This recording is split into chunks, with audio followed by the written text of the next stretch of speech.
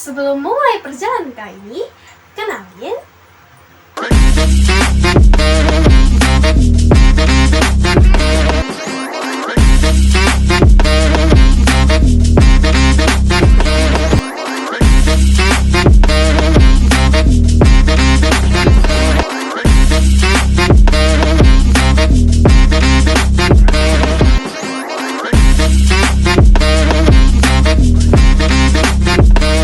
Jadi, tunggu apa lagi?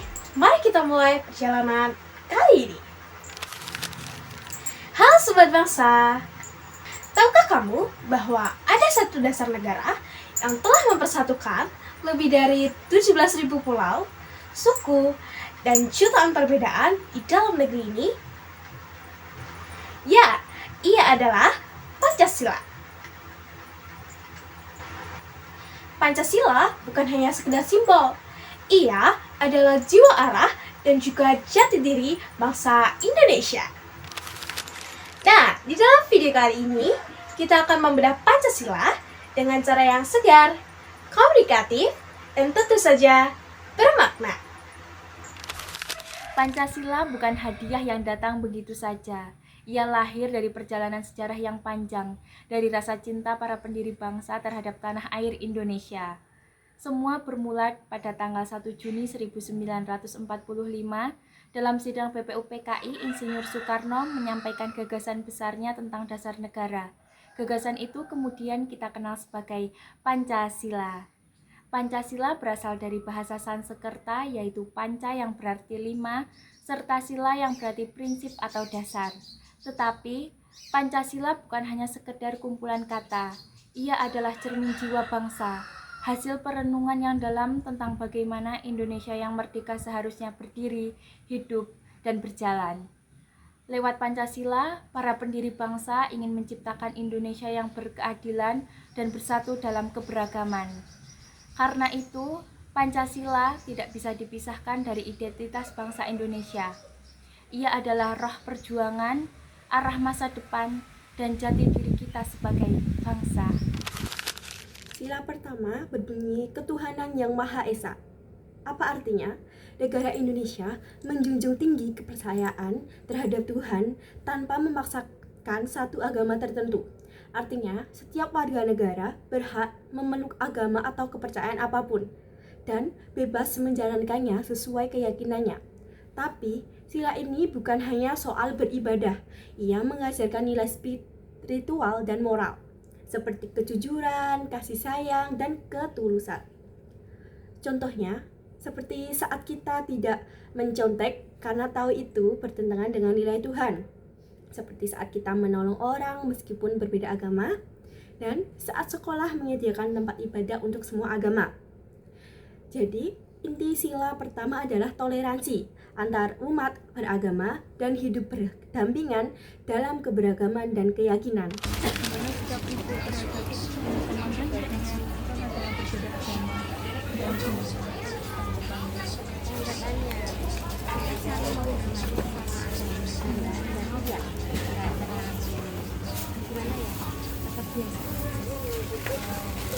Sebenarnya ada tempat beribadah ya di sini. Semuanya di musola. Kalau konflik pernah terjadi ya antar Apakah kita saat ini tersedia tempat ibadah bagi para pengunjung atau pengunjung? Ada? Dalam sini tempat ini. Kalau lantai 2, kan setiap lantai ada sendiri-sendiri. Oh, setiap lantai ada, iya. Apakah memang ada konflik antara ibu yang beragama lain atau umat agama kita ini? Kalau saya pribadi belum. Ya, insya Allah janganlah. Tapi kalau untuk lainnya nggak tahu, mungkin cuma selisih paham aja, tapi nggak sampai larut gitu. Jadi selama ini aman-aman aja ya. di sini kan banyak pedagang. Biasanya kan banyak perbedaan agama di sini. Bagaimana sih sikap untuk terhadap teman-teman sesama pedagang yang berbeda agama? Kalau nggak apa-apa sih, ada beda-bedaan gitu. Jadi tetap menghormati. Iya.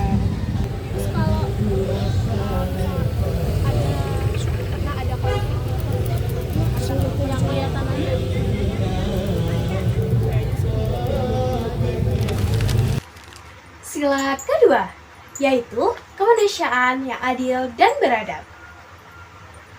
Maknanya, setiap manusia memiliki martabat dan juga hak yang sama. Tidak peduli asal, warna kulit, agama, maupun status sosial ekonomi. Kita diajarkan untuk saling menghormati, menolak kekerasan, dan juga selalu bersikap adil. Beradab di sini berarti bersikap secara beretika dan juga bermoral, bukan barbar, bukan juga semena-mena. Contoh nyata dari penerapan sila kedua dalam kehidupan sehari-hari, yang pertama, tidak melakukan perundungan atau bullying di sekolah. Yang kedua, yaitu menolak rasisme dan diskriminasi dalam bentuk hal apapun. Yang ketiga, mendukung penyandang disabilitas untuk mendapatkan pendidikan dan pekerjaan yang layak. Ini di sini ada bentuk solidaritas gitu antar budayanya atau gimana, ada kegiatan apa gitu.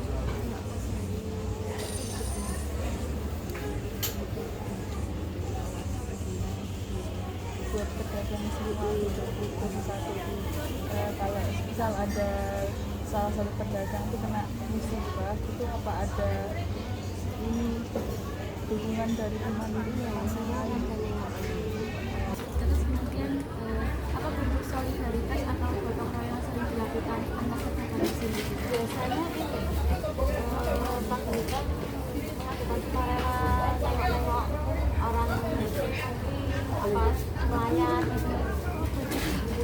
Masa ini ada Pak? Ada. Kemudian apakah ada bantuan atau dukungan jika salah satu pedagang mengalami musibah? Ada.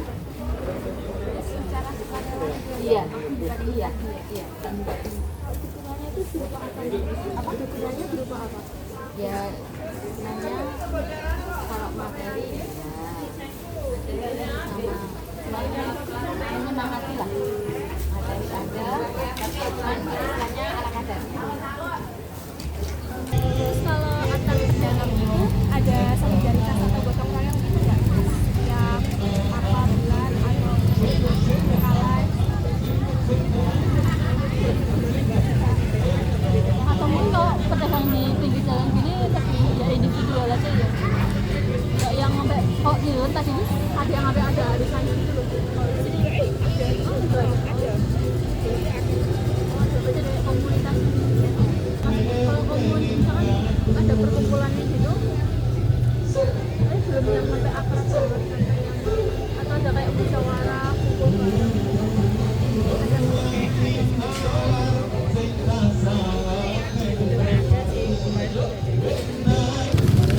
Oke, yang selanjutnya yaitu sila ketiga Persatuan Indonesia. Di tengah keberagaman yang luar biasa, dari Sabang hingga Merauke, dari suku Aceh hingga Papua, kita disatukan oleh satu identitas yaitu Indonesia.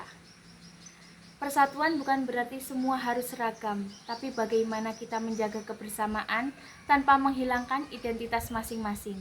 Contoh nyata penerapan dari sila ketiga ini yaitu ikut upacara bendera dan menyanyikan lagu kebangsaan, tidak menyebarkan ujaran kebencian di media sosial, dan mendukung produk dalam negeri dan mencintai budaya lokal. Persatuan bukan sekedar slogan di dinding, tapi sikap aktif untuk menjaga harmoni di tengah perbedaan. di sini semuanya misalnya gotong royong juga atau individualis, gotong royong bareng-bareng.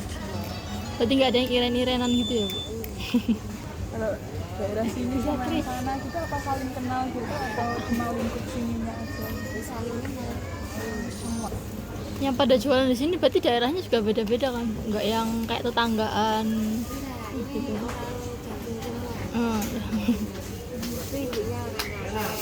Oh jauh. Ada yang Sumatera juga. Oh iya. Oh malah orang Sumatera. Apa yang dilakukan para pedagang di sini untuk bersama mendekatkan perasaan? Ya kerjasama aja Mbak, cuma kerjasama aja. Misalnya kita kan pedagang sini kita nggak punya barang, kita ngayuh di pasar, istilahnya gitu. Kerjasamanya kayak gitu. Saling menjualkan lah. yang termasuk budaya di pasar ini. Kan pasti dalam pasar ini punya budaya yang beragam ya, masing-masing. Ya kita menghormati aja enggak. Istilahnya itu menyponsori aja. Kan tempatnya masuk ya. Itu menurut ibu kan kayaknya bayarnya sama ya. Iya, itu menurut ibu udah adil atau belum? Menurut ibu atau kurang strategis sebenarnya. Kan ada dekat ya. Iya, belum lagi aplikasinya macet ya, ketutupan. Jadi kalau bayarnya sama ya nggak kurang aja gitu ya. Baik, yang selanjutnya yaitu sila keempat, kerakyatan yang dipimpin oleh hikmat kebijaksanaan dalam permusyawaratan perwakilan. Disinilah letak kekuatan demokrasi kita. Artinya sangat jelas bahwa kekuatan itu dari rakyat, tapi dijalankan dengan bijak lewat wakil-wakil yang kita pilih secara demokratis. Yang penting bukan hanya suara terbanyak, tapi bagaimana keputusan diambil lewat musyawarah dengan hati dan akal sehat. Kita bisa lihat contohnya dalam kehidupan sehari-hari. Yang pertama yaitu pada OSIS atau organisasi sekolah, di mana akan melakukan rapat terlebih dahulu sebelum memutuskan kegiatan. Lalu yang kedua yaitu ada dalam pemilu, kita menggunakan hak pilih dengan jujur tanpa politik uang. Lalu yang ketiga bahkan dalam keluarga, kita sering duduk bersama sebelum ambil keputusan penting. Sila keempat mengajarkan kita, jadi rakyat itu bukan cuma soal punya suara, tapi soal bagaimana menggunakan suara itu dengan bijak untuk kebaikan bersama. Demokrasi itu bukan saling menjatuhkan, tapi saling mendengarkan. Itulah semangat musyawarah, itulah wajah asli demokrasi Indonesia. Pernah ngadain kumpul-kumpul gitu nggak antar pedagang gitu?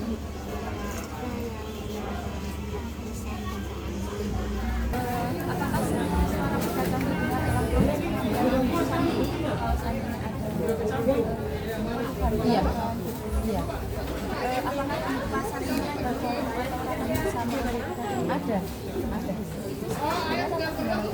Biasanya kalau enggak, kadang 1 minggu enggak tentu enggak. Biasanya kayak apa aja ya, maksudnya ini kemajuan pasar gimana, terus kita menjaga pasar Keluhan-keluhan gitu juga ya?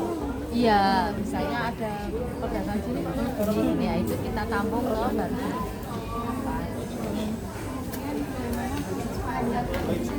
ini jika terjadi masalah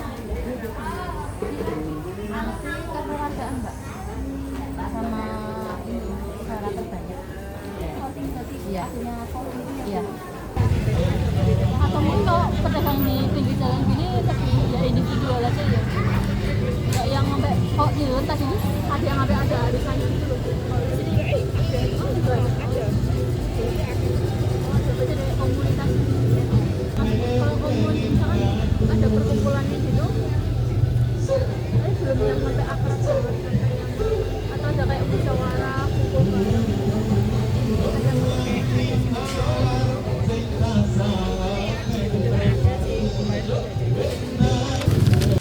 Baiklah, ini yang terakhir, sila kelima, yaitu keadilan sosial bagi seluruh rakyat Indonesia. Artinya, setiap warga negara berhak mendapatkan kesempatan yang adil dalam pendidikan, ekonomi, kesehatan, dan berbagai aspek lainnya di kehidupan ini.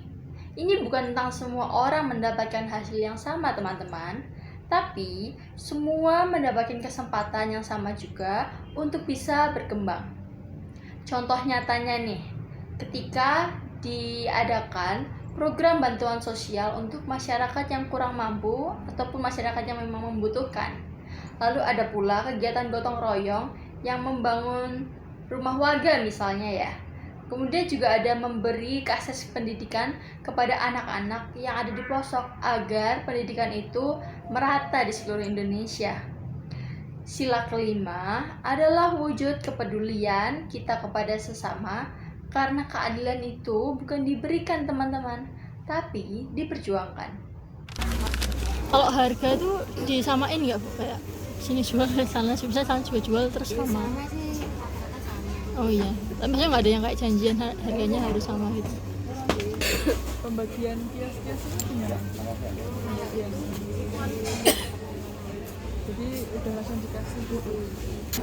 Apakah pembagian lapak atau kios di pasar ini sudah adil mengikuti? Kalau pembagian lapak itu bukan pembagian ya Mbak, kita kan beli. Nah, kita ngontrak gitu. Banyak kalau saya sendiri kan ngontrak. Ya semampu kita. Itu memilih sendiri. Kalau anak kita memilih sendiri, kita ngontraknya ke dinas pasar. Kalau gini-gini kan pribadi. Kalau kios-kios gini pribadi enggak. Tapi nanti juga bayar retribusi gitu. Takut ini dengar ada suara. Atau fasilitas yang dari pengelola pasar bisa aman ya? Apa tantangannya terkait dengan keadilan yang pasar? Tantangannya apa ya Mbak? Kayaknya saya belum mengalami. Atau sama rata ya Bu? Iya, sama rata. Ini kalau pembeli nyewa tempat. Nyewa atau sewa? Berarti dia pengelolanya di sini. Terus ini kalau buat ini pedagangnya ini buat dari sana atau milik sendiri dari pedagang? Makanya kalau mau masang tempat itu ya atas Selanjutnya, saya akan menjelaskan konsep verbal, konotatif, dan denotatif pada setiap sila-sila yang terkandung dalam Pancasila. Dalam sila pertama, terkandung konsep verbal dan denotatif. Dalam konsep verbal, terucap langsung dalam wawancara dengan seorang pedagang di pasar. Beliau mengatakan bahwa kami saling menghargai dan menghormati walaupun berbeda agama. Denotatif, fasilitas nyata berupa musola menjadi bukti konkret penghormatan terhadap hak beragama. Pada sila kedua, terkandung konsep verbal dan konotatif. Verbal, ungkapan langsung seperti kami saling membantu jika ada yang terkena musibah. Konotatif, mewakili semangat kepedulian, rasa empati, dan nilai kemanusiaan yang tumbuh dari kesadaran sosial bukan sekedar kewajiban. Dalam sila ketiga, terkandung makna konsep konotatif.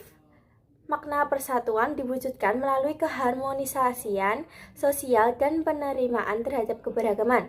Rasa senasib, sepenanggungan tampak nyata dalam interaksi harian, tidak diungkap langsung, tapi terlihat dari relasi sosial yang erat dan tidak diskriminatif.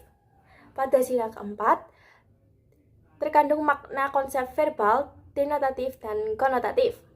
Dalam konsep verbal, dinyatakan dalam wawancara bahwa masalah diselesaikan lewat musyawarah.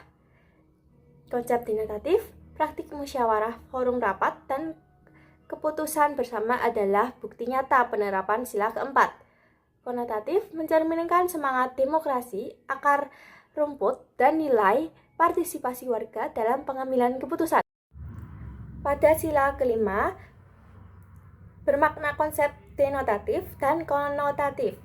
Yang pertama, konsep denotatif, praktik keadilan sosial ini tampak nyata dalam sistem pembagian kios atau lapak yang adil dan merata di pasar. Fasilitas umum seperti listrik, air bersih, dan keamanan diberikan kepada semua pedagang tanpa diskriminasi. Ini mencerminkan penerapan langsung dari prinsip keadilan distributif. Yang kedua, konotatif. Di balik pembagian yang merata ini, terdapat semangat untuk saling melindungi yang lemah, yaitu pedagang kecil. Meski belum sepenuhnya ideal, adanya kesadaran akan kebutuhan khusus pedagang kecil menunjukkan arah menuju pemerataan kesejahteraan. Pemaknaan ini mencerminkan nilai keadilan sebagai keterpihakan terhadap kelompok rentan. Selanjutnya, praktik hierarki piramidal di ekosistem pasar Beringharjo. Hubungan antar pedagang di pasar Beringharjo tetap terjaga dengan harmonis. Mereka saling membantu dan menjaga silaturahmi, misalnya dengan menjenguk rekan yang sakit, dengan menggalang bantuan ketika ada yang terkena musibah. Sesama pedagang sering saling tolong-menolong, baik dalam menghadapi kesulitan usaha maupun kebutuhan sehari-hari. Mereka juga tergabung dalam paguyuban pedagang Beringharjo yang rutin mengadakan musyawarah untuk menjaga kondusivitas pasar serta menghindari persaingan yang tidak sehat, seperti saling menjatuhkan harga. Kegiatan pengajian bersama dan diskusi rutin turut memperkuat ikatan sosial dan mencerminkan nilai-nilai kemanusiaan serta ketuhanan dalam kehidupan pasar. Masalah-masalah yang kami temukan di lapangan. Masalah yang pertama menyangkut pada penerapan sila kedua Pancasila, di mana para pedagang pasar Beringharjo ini masih minim dalam perhatian terhadap pengunjung yang membutuhkan bantuan. Solusi yang kami berikan yaitu melakukan pelatihan pelayanan prima dan empati kepada para pedagang agar mereka lebih perhatian terhadap pengunjung yang membutuhkan. Masalah selanjutnya yang kami temukan menyangkut pada kurangnya penerapan sila kelima Pancasila. Pertama, yaitu adanya ketimpangan dalam pembagian lapak atau kios. Solusi yang kami berikan yaitu melakukan evaluasi dan penataan ulang distribusi lapak yang lebih adil dan juga secara transparan. Kedua, yaitu para pedagang kecil merasa kurang mendapat fasilitas dan juga dukungan. Solusi dari masalah tersebut adalah memberikan program dukungan dan fasilitas khusus bagi para pedagang kecil, seperti pelatihan peningkatan kapasitas dan juga akses pembiayaan. Selanjutnya, kita memasuki segmen keempat, relevansi Pancasila di masa kini. Lalu, apakah Pancasila masih relevan di zaman sekarang? Jawabannya sangat.